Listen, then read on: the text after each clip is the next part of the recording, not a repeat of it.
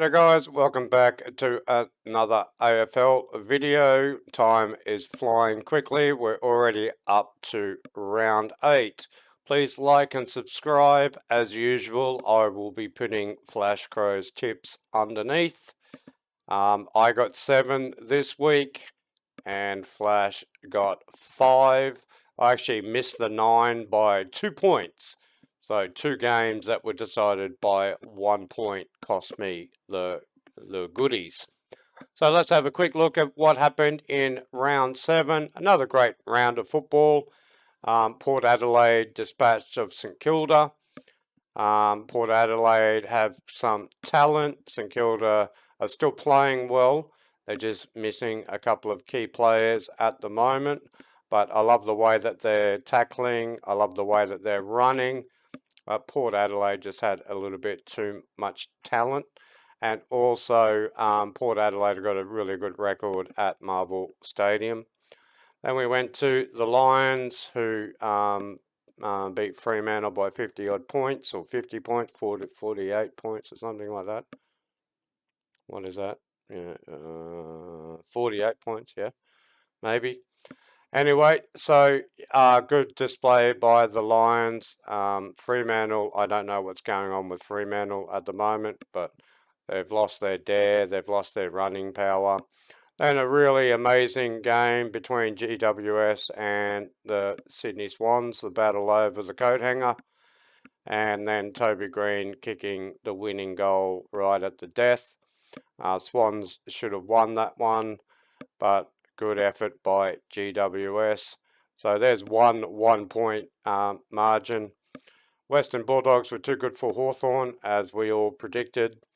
Bulldogs are just going along really quite well at the moment, close to the 100 points, which is always nice. Melbourne smashed North Melbourne. Okay, so we're talking about a high tier team, Melbourne, and then the lowest of the low. And if you're not beating North Melbourne by close to 100 points, well, then you're not in that top 4 level. Carlton had a very good win against the smashed up Eagles. Charlie Curnow kicked 9 or 10 or something like that. So great effort by him. Been waiting for that. They looked switched on, but again, we're talking about a depleted West Coast Eagles, who I think at one point had Hearn on him. So this week I think Simo's going to pick himself and put him in the back line. That's how bad the West Coast Eagles are going. Geelong Cats touched up Essendon. Okay, the Cats are back. Like in all my other previous videos, I said anytime that you ride off the Cats, they make you look like an idiot. And I'm not falling for that trap anymore. Essendon did quite well. Okay, they got beat in the first quarter. I think Geelong jumped them and kicked 6 goals straight or something like that. So Essendon did a pretty good job to stay with it and not turn it into a smashing. And they also kicked over 100. So if you're a Don supporter, don't give up faith on your team. That was a pretty good effort. Gold Coast Suns beat Richmond in a pretty ordinary game, to be quite honest. Richmond are in a world of hurt. 48 points against the Suns. That's not top tier level stuff. That's bottom tier. So Richmond are on the rebuild big time. You can tell just by the way that Damien Hardwick is talking. 6 weeks ago, he was his cocky self that he always is. And he looked like a dejected man during his press conference this week. And then another amazing game between Adelaide Crows and Collingwood. Collingwood doing it again. The comeback kids. So talk about Bollywood or Collywood or whatever you want to call it. They definitely know how to put on a show. Adelaide kicked 15 points in the first 5 minutes. Should have won the game by 30.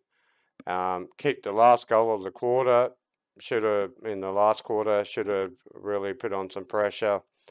Went into their shell, which they shouldn't have done. They should have kept playing the game the way that they've been playing it. So I don't think that's a playing thing. I think that's a coaching problem. I say it about the Lions all the time. Well, why change what you're doing and then give up a win? Adelaide Crows could be 7-0 if they didn't go into this mentality. Another great win by Collingwood, though. Winning is infectious, and they are infected with an amazing attitude, and they just that never give up, never say die attitude. So well done to them. So let's go to round 8. So we've got on the Friday, we've got Carlton my team, the Lions. Okay, I don't rate Carlton's performance against the West Coast. Like I said, they had Hearn on Charlie Curnow. That's how bad they were going. That's just men against boys. So I'm actually thinking Lions are a lot better than Carlton. So I'm going to go a bit of a blowout here. I'm going to go the Lions by 6 goals. So let's go the Lions by 36 points. Richmond against the West Coast. This is a danger game for Richmond. You wouldn't think you'd be saying this, but it is. Okay, so I've got to go Richmond. They just 48 points against the Suns is not good enough. So just a warning to Richmond: be wary of this game. Come out firing. If you don't, you might just get a sneaky little result here with West Coast Eagles. But I'm going to go Richmond. Then we go to GMHBALGBTQ plus Community Centre, where the Cats are taking on the Adelaide Crows. Cats are back, like I said. They've got a little bit more talent than Adelaide at the moment, but this is going to be a lot closer than what this tipster's choice is saying. Adelaide are one of the better teams in the competition at the moment. Again, danger game for Cats. Not completely sold on the Cats, but I'm kind of back at the Cattery. Melbourne against the Suns. Well, if the Suns played anything like they did against Richmond, Melbourne will absolutely flog them by 158,000 points. But it's still going to be a little bit closer than what this is saying here. Suns do match up quite well against Melbourne. They have shown them before. They've beaten them a couple of times. In fact, they're one of the few teams that actually have pretty good form against Melbourne. But Melbourne to win at the old, what is it called now? Heritage Bank Stadium, where it used to be called Metricon. Giants against the Bulldogs at Manuka in Canberra. Again, you can never tell with the conditions in Canberra, just like in Tasmania. All right, it's an open field. If it's windy, if it starts to rain, well, then this game becomes super close. But I'm going to go the Bulldogs here. I think the Bulldogs have a little bit more talent than GWS. But a good gutsy win by GWS last week, and a couple of good wins for them for the year. It's nice to see that their coach has got a stress ball now, and he's not blowing up in the box. He's actually relaxed, and he's got a bit of reward for effort, which is fantastic. Then we'll go over to Perth on the Saturday with Freo against Hawthorn. Again, big warning game here for Freo. I actually don't mind Hawthorn. Hawthorn have got some good little players coming through. Fremantle are playing absolutely terrible. I don't think they know who they are. I don't think they know what their brand is. The players don't seem to understand the system, or if they do, they're rebelling against it. So this is definitely a warning game for Freo. If they drop this one, well, that's the end for Longmuir. Anyway, I'm going to go an upset here. I'm going to go Hawks. There's always an upset in the round. I've been picking them all year.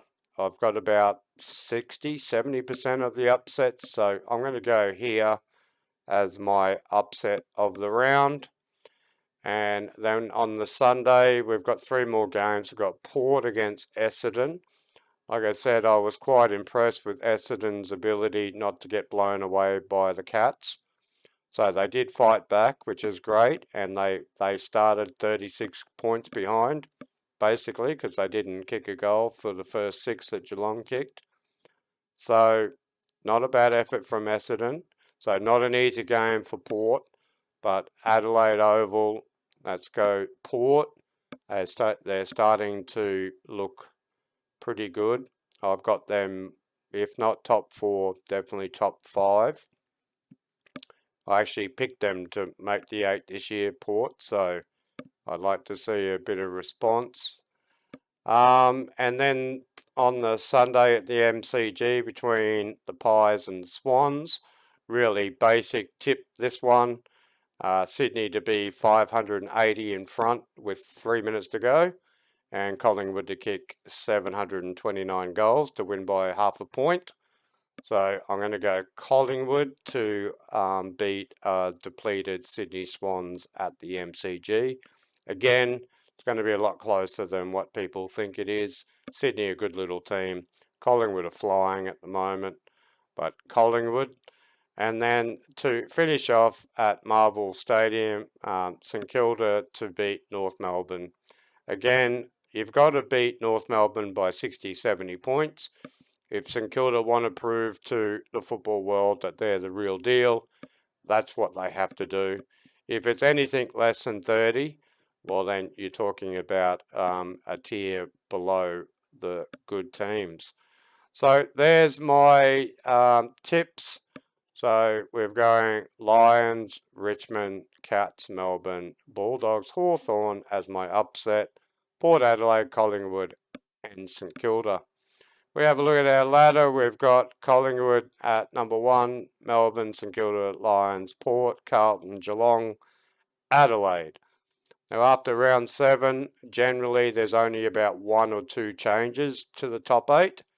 So if you're a supporter of one of those 8 teams, you'd be feeling pretty good about yourself that there's a chance you're going to play finals this year. But anyway, good to see that there's a bit of a mix-up in the AFL at the moment. Some teams that are performing really well, but we're starting to really see who's who. I'm really big on a couple of things. I want to see teams that can beat like-for-like teams, and I also want to see teams that can kick over 100. So there we go, guys. Like I said, I'll leave all the tips at the end of the video between Flash and myself and give you an update on where we are. Make sure you go over and give him some love. Go over and subscribe. He's nearly at 1,000 at the moment. He's up and about. His Crows are looking good this year. Hopefully your team wins on the weekend. Enjoy the AFL. Good to hear that Tasmania is getting a team, which is going to be fantastic for them as well. Good luck, and we will catch you in the next one. See you later.